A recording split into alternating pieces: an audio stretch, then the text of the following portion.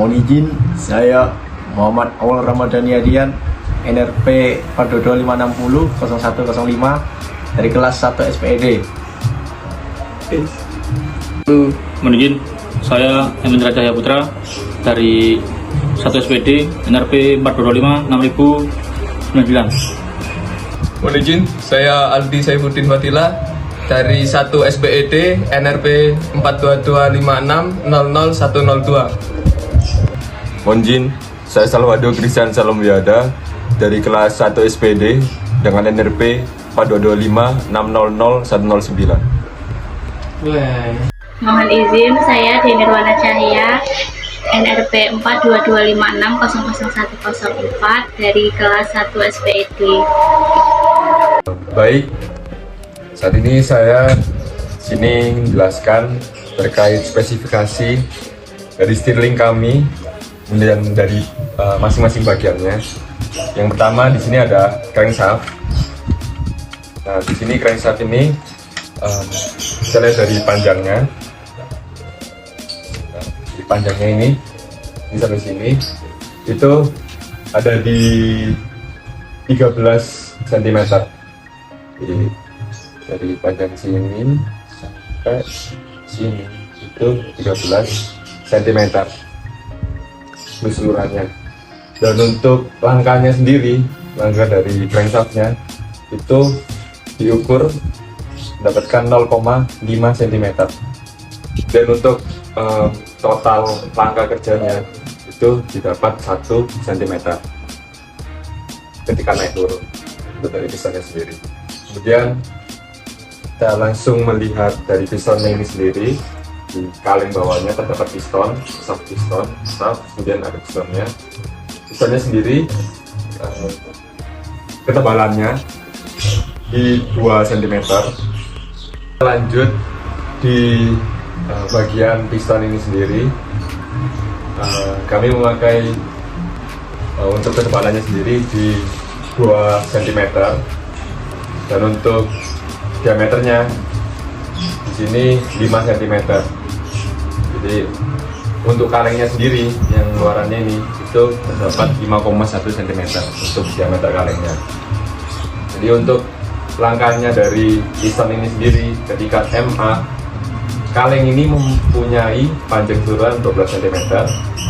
Ketika piston berada di posisi TMA atau titik mati atas, sisa ruang di atas ini di 5 cm.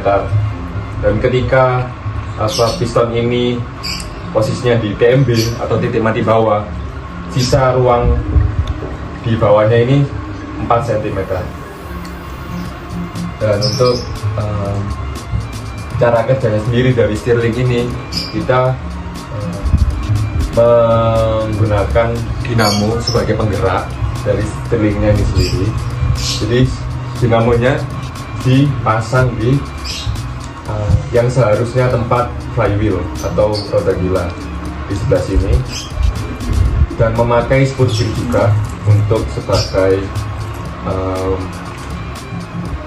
yang memasang ke crankshaftnya. Di sini untuk spek dinamonya kita memakai 12 volt 3 ampere, dan untuk memutarnya kita membutuhkan inputan power supply yang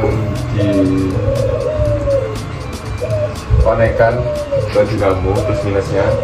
Output dari power supply sendiri itu 12 volt, tapi di kelompok kita menggunakan 9,85 volt. Jadi untuk memutar Stirling ini, dan didapatkan ketika Stirling ini berputar, misalnya naik turun, itu putarannya ada di 560 rpm putaran per menitnya, dapatkan segitu. Jadi sekian dari spesifikasi terkait ukuran, terus fungsinya juga, dari cara kerjanya untuk Stirling kami. Semoga paham ya teman-teman. Kemudian untuk alat bahan yang dibutuhkan untuk membuat mesin Stirling ini, yang pertama kaleng kopi bekas ukuran standar 330 mili 1 buah untuk sebagai silinder utama. Kemudian yang kedua kaleng kopi bekas lagi sebanyak 2 buah untuk diambil potongan sengnya. Lalu yang ketiga serabut baja atau steel wool. Keempat balon karet tebal. Yang kelima kawat besi dengan diameter kira-kira 1,5 sampai 2 mm. Kemudian dinamo 12 volt. Yang ketujuh blok terminal. Ke-8 kabel, ke-9 pipa elbow, ke-10 oli, ke-11 kapas, 12 karet, dan yang ke-13 gear kecil. Kemudian untuk alatnya yang kita butuhkan yaitu yang pertama gunting, lalu ada cutter, bor listrik dengan mata bor ukuran kecil, tang jepit, penggaris, spidol, amplas kasar, lem Korea, lem epoksi, kemudian stick es krim, manometer, dan power supply, dan avometer, dan gergaji besi, dan tang kombinasi. Kemudian saya bagian jelasin yang atas. Langkah pertama siapkan 1 kaleng, lalu amplas bagian atasnya supaya bolong seperti ini. Nah, ini mempermudahkan kita kalau buat mau ngatur crankshaftnya. Lalu kita cari titik tengah di bagian ini, bawah kaleng sini. Nah, ini supaya nanti kawat dari piston ini bisa masuk dan sejajar dengan crankshaftnya. Lalu kemudian kita potong kotak seperti ini pada bagian ini. Tujuannya agar mempermudah kita nanti buat masang ini kawat-kawatnya, kawat dari piston. Lalu kita buat kita lubangi dari sisi kanan dan sisi kiri kaleng ini. Pastikan lubangnya ini lurus ya, supaya nanti saat kita memasukkan crankshaft bisa enak buat diputernya seperti ini ya, lurus. Lalu jangan lupa kita beri stick es krim di masing-masing lubang yang kita buat tadi. Tujuannya agar saat terjadi putaran seperti ini kalengnya tidak mudah sobek. Lalu kita beri terminal seperti ini. Tujuan dari diberi terminal seperti ini adalah agar saat berputar crankshaftnya ini tidak kanan kiri sehingga membuat putaran tersebut stabil. Cara pembuatan, di sini ada pipa, ini balon. Nah, ini pipa sama balon dikaitkan dengan karet sehingga rapat. Terus di atas balon dikasih semacam pengait atau plat buat ini masang kawat ini sampai sini nih. Terus di dalam kaleng ini kan di lem pakai lem besi di kalengnya. Terus di dalamnya ini dilubangi sesuai diameter pipa tersebut. Nah, di dalam kaleng ini terdapat semacam piston yang terbuat dari steel wool, sama ini steel woolnya tengah-tengah. Terus yang atas sama bawah itu ini kaleng yang bagian bawah ini jamplas sampai benar-benar misah bagian bawah sama kalengnya, di bawah sama atas. Terus di bagian sininya dilem atau dikunci sama terminal sampai rapat ini ya, benar-benar enggak goyak-goyak. Oke, selanjutnya kita lanjut ke perhitungan untuk menghitung kerja yang dihasilkan oleh mesin Stirling. Pada awalnya mesin Stirling itu kan membutuhkan energi untuk menghasilkan kerja, tapi kita di sini itu mengubah energi tersebut menjadi pakai dinamo atau motor listrik dengan kapasitas 6 sampai 12 volt. Dan lalu kita hitung kerja yang masuk ke mesin Stirling itu pada power supply kita memberikan tegangan yaitu sebesar 9,86 volt, dan juga arus yang dihasilkan itu 0,0055 ampere, sehingga daya dari motor listrik itu berjumlah 0,05423 watt. Halo. Seperti yang saya bilang tadi, kita di sini tujuannya yaitu untuk menghitung kerja dari Stirling. Nah, rumus kerja kalau semisal berdasarkan hukum termodinamika yaitu P dikali delta V. P-nya yaitu tekanan, V-nya yaitu perubahan volume.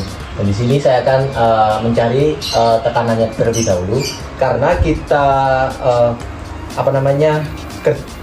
kerjanya maksudnya kayak dayanya itu berasal dari motor, maka kita di sini adalah menghitung tekanannya menggunakan manometer. Dan kita sudah melakukan pengukuran dan kita dapat nilainya, yaitu untuk rho kita pakai densitas dari air karena kita fluidanya yang ada di manometer itu air, lalu tekanan gravitasinya, dan juga perubahan L atau perubahan kemiringan yang terjadi pada saat sebelum diberikan tekanan oleh daya dari kerja dari motor tersebut. Lalu ada 1 ditambah sin alfa. Nah, untuk sudutnya yaitu kita ambil 15 derajat. Lalu setelah itu kita melakukan perhitungan, karena ini pangkatnya 3 dan ini meternya itu cuma 2, berarti ini sisa meter pangkat 1 atau meter kubik. Kalau semisal ini dihitung ulang, maka hasilnya yaitu bisa menghasilkan satuan Pascal. Lalu kita untuk sin 15 derajat itu kita konversi dan hasilnya 0,258. Lalu 29,4 Pascal itu nanti akan dikali 1 ditambah 0,258. Ini ditambah dulu baru dikali, hasilnya yaitu 36,985 Pascal. Selanjutnya, sebelum menghitung langkah volume piston, yaitu mencari luas penantang dengan rumus 1/4 pi d kuadrat. Jadi untuk d-nya ini adalah diameter dari piston itu sendiri. 1/4 dikali dengan 3,14, kemudian dikali dengan 0,05 kuadrat, dan hasilnya 0,0019625 meter kuadrat.